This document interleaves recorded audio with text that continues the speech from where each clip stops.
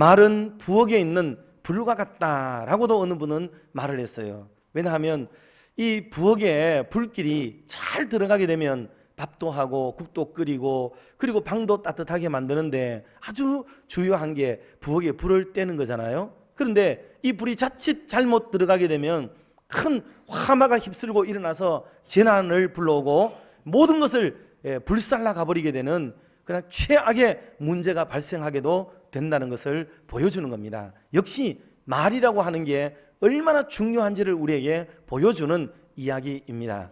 성경에도 이런 말은 밤낮 이야기해도 모자랄 만큼 언어 생활에 대해서 조심하고 주의해야 될 것들을 많이도 말씀을 했는데, 언어는 어느 사람이나 자라가면서 다 배워요.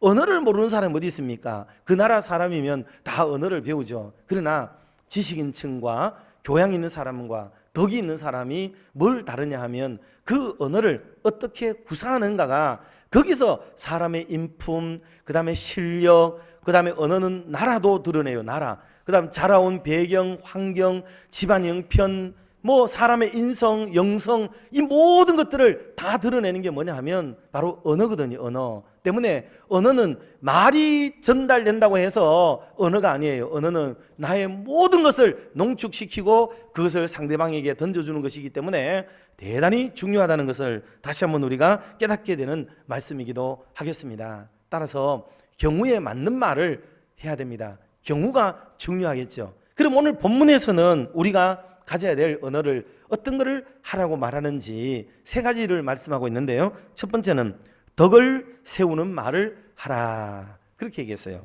덕을 세우는 말. 우리 29절을 한 번 더 합독을 하도록 하겠습니다. 무릇 더러운 말은 너희 입 밖에도 내지 말고 오직 덕을 세우는 데 소용되는 대로 선한 말을 하여 듣는 자들에게 은혜를 끼치게 하라. 아멘.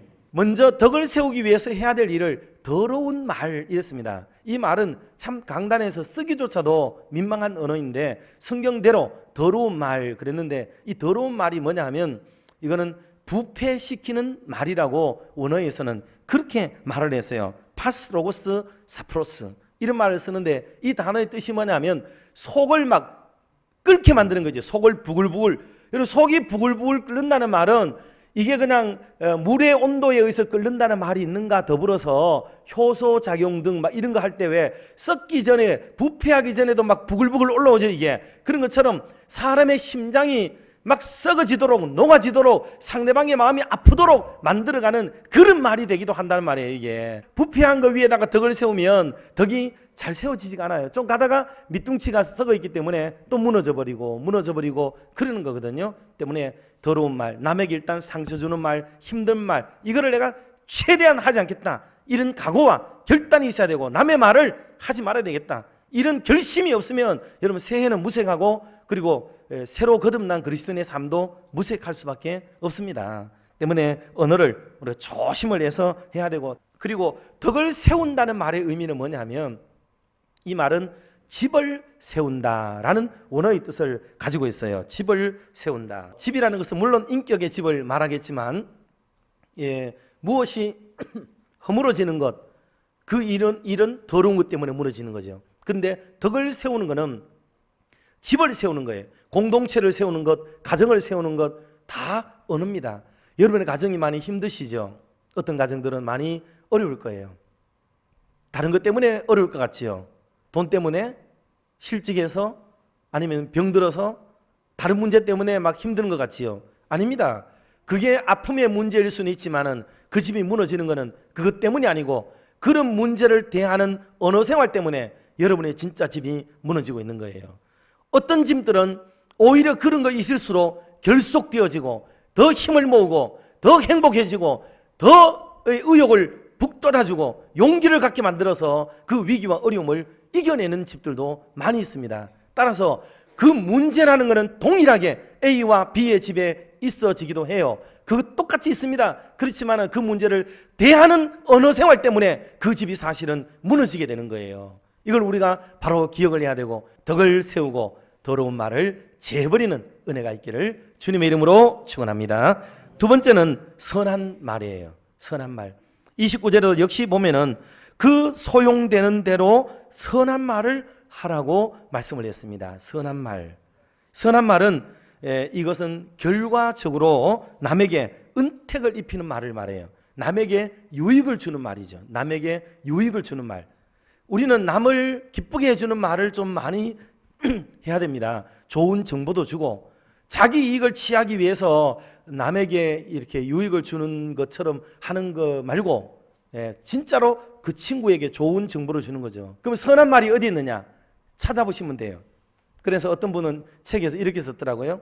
사람이 가져야 될 해피 정신이라고 말을 했는데, 행복한 눈으로 해피룩 찾아보라.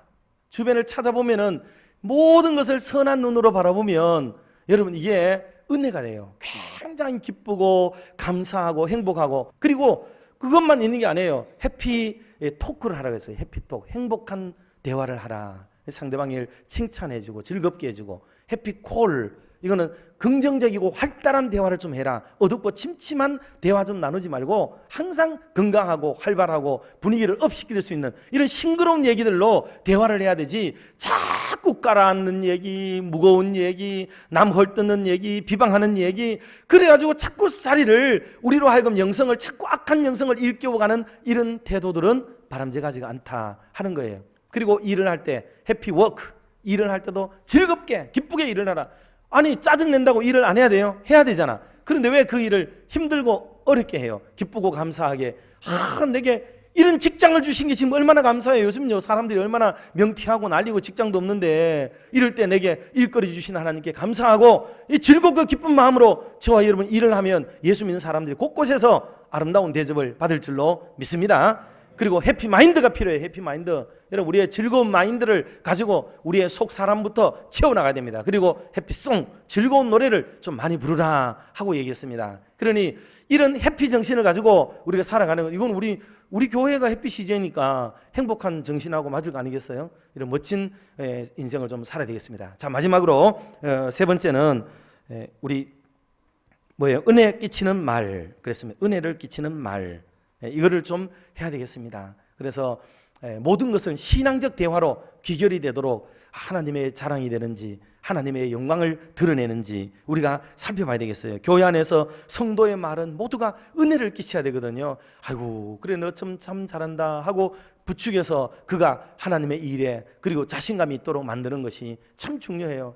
끝으로 이 요한 1서, 2서, 3서에 나오는 말씀들 중에 보면은 이 디오드레베라고 하는 사람이 나와요. 이 사람이 조금 나쁜 사람이에요.